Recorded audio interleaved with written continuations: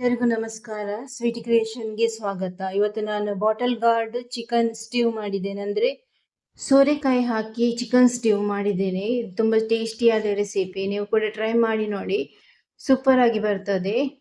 ಇಷ್ಟ ಆದಲ್ಲಿ ಲೈಕ್ ಮಾಡಿ, ಸಬ್ಸ್ಕ್ರೈಬ್ ಮಾಡಿ, ಕಮೆಂಟ್ ಮಾಡಿ. ಯಾವ ರೀತಿ ಮಾಡಿದೆ ಎಂದು ಬನ್ನಿ ನೋಡೋಣ.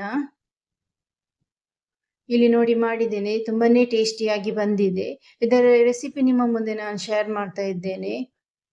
ನಾನಿಲ್ಲಿ ಒಂದು ಬಾಟಲ್ ಗಾರ್ಡ್ ಅನ್ನು ತೆಗೆದುಕೊಂಡಿದ್ದೇನೆ. ಅದನ್ನು ಸಿಪ್ಪೆ ತೆಗೆದು ಚಿಕ್ಕ ಚಿಕ್ಕ ಕಟ್ ಮಾಡಿ ಸಪರೇಟ್ ಆಗಿ ತೆಗೆದಿಟ್ಟುಕೊಳ್ಳೋಣ. ಈ ತರ ಕಟ್ ಮಾಡಬೇಕು. ಈಗ ಅದನ್ನೊಂದು ಪಾತ್ರೆ ತೆಗೆದುಕೊಂಡಿದ್ದೇನೆ. ಅದಕ್ಕೆ 1 ಗ್ಲಾಸ್ ಅಷ್ಟು ನೀರನ್ನು ಸೇರಿಸಿ ಈ ಕಟ್ ಮಾಡಿ ಇಟ್ಟ ಬಾಟಲ್ ಗಾರ್ಡ್ ಅನ್ನು ಅದಕ್ಕೆ ಸೇರಿಸ್ತಿದ್ದೇನೆ. ಸೋರೆಕಾಯಿಯನ್ನು ಅದಕ್ಕೆ ಬೇಕಾದ ಮಸಾಲೆಯನ್ನು ಹಾಕೋಣ. ಇಲ್ಲಿ ಕೊಚ್ಚಿದ ಟೊಮೆಟೊ ಒಂದು 3 ತೆಗೆದುಕೊಂಡಿದ್ದೇನೆ. ಶುಂಠಿ ಒಂದು ಇಂಚಿನಷ್ಟು ಹಾಕಿದ್ದೇನೆ. ಹಸಿಮೆಣಸಿನಕಾಯಿ ಒಂದು 4 ಹಾಕಿದ್ದೇನೆ. ನಿಮಗೆ ಎಷ್ಟು ಖಾರ ಬೇಕೋ ಅಷ್ಟು ತೆಗೆದುಕೊಳ್ಬಹುದು. ಕೊತ್ತಂಬರಿ ಸೊಪ್ಪು ಸ್ವಲ್ಪ, ಮತ್ತೆ ಕೆತ್ತೆ ಲವಂಗ, ಏಲಕ್ಕಿ ಸ್ವಲ್ಪ ಹಾಕಿದ್ದೇನೆ. ಮತ್ತೆ ಸ್ಲೈಸ್ ಮಾಡಿದ 2 ಈರುಳ್ಳಿಯನ್ನು ಕೂಡ ಸೇರಿಸಿದ್ದೇನೆ. ಇದೆಲ್ಲವನ್ನು ಬಾಟಲ್ ಗಾರ್ಡ್ ಅಂದ್ರೆ ಸೋರೆಕಾಯಿಗೆ ಹಾಕಬೇಕು. ಸೋರೆಕಾಯಿಗೆ ಹಾಕಿ ಆಗಿದೆ ಎಲ್ಲ ಮಸಾಲೆಗಳನ್ನು. ಈಗ ಅದಕ್ಕೆ ರುಚಿಗೆ ತಕ್ಕಷ್ಟು ಉಪ್ಪನ್ನು ಕೂಡ ಸೇರಿಸುವ. ಉಪ್ಪನ್ನು ಸೇರಿಸಿದ ಬಳಿಕ ಒಂದು ಅರ್ಧ ಚಮಚದಷ್ಟು ಅರಿಶಿನ ಪೌಡರ್ ಅನ್ನು ಇದಕ್ಕೆ ಸೇರಿಸಬೇಕು. ಈಗ ಮಿಕ್ಸ್ ಮಾಡುವ. ಚೆಂದ ಮಾಡಿ 1 ನಿಮಿಷಗಳ ಕಾಲ ಮಿಕ್ಸ್ ಮಾಡಬೇಕು. ಮಿಕ್ಸ್ ಮಾಡುವ ಮುಂಚೆ ಇದಕ್ಕೆ ಒಂದು 1/4 kg ಅಷ್ಟು ಚಿಕನ್ ಅನ್ನು ಹಾಕಬೇಕು. ಚಿಕನ್ ಹೇಳಲು ನಾನಿಲ್ಲಿ ಮರೆತಿದ್ದೆ. ಚಿಕನ್ ಅನ್ನು ಹಾಕಿ ಮಿಕ್ಸ್ ಮಾಡಿ ಒಂದು 10 ನಿಮಿಷಗಳ ಕಾಲ ಚಂದ ಮಾಡಿ ಬೇಯಲು ಬಿಡಬೇಕು. 10 ನಿಮಿಷ ಬೆಂದರೆ ಸಾಕು. 10 ನಿಮಿಷ ಬೇಯಲು ಬಿಡೋಣ.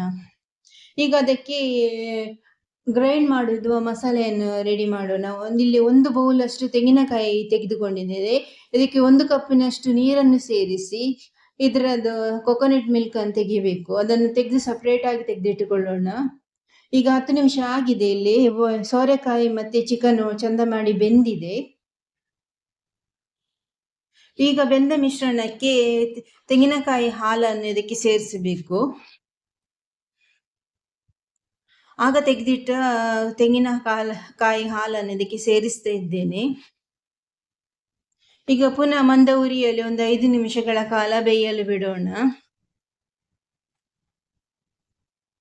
ನಿಮಗೆ ಇಲ್ಲಿ ಉಪ್ಪು ಕಮ್ಮಿ ಇದ್ದಲ್ಲಿ ಉಪ್ಪನ್ನು ಕೂಡ ಸೇರಿಸಬಹುದು. ಸ್ವಲ್ಪ ಕೊತ್ತಂಬರಿ ಸೊಪ್ಪು ಕೂಡ ಸೇರಿಸುವ. ಈಗ ಮುಚ್ಚಳ ಮುಚ್ಚಿ ಒಂದು 5 ನಿಮಿಷಗಳ ಕಾಲ ಬೇಯಲು ಬಿಡ್ತಿದ್ದೇನೆ. ಈಗ ನೋಡಿ ಕುದೀತಾ ಉಂಟು. ಸ್ವಲ್ಪ ಕೊತ್ತಂಬರಿ ಸೊಪ್ಪು ಕೂಡ ಹಾಕ್ತಾ ಇದ್ದೇನೆ. ಈಗ ಇದಕ್ಕೆ ಬೇಕಾದ ಒಂದು ಒಗ್ಗರಣೆಯನ್ನು ರೆಡಿ ಮಾಡೋಣ.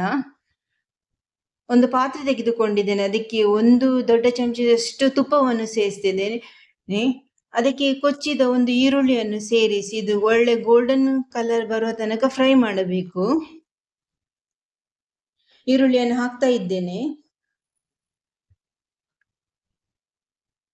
ಗೋಲ್ಡನ್ ಫ್ರೈ ಆಗಲಿ. ಸ್ವಲ್ಪ ಕರಿಬೇವು ಎಲೆಯನ್ನು ಕೂಡ ಸೇರಿಸುವ.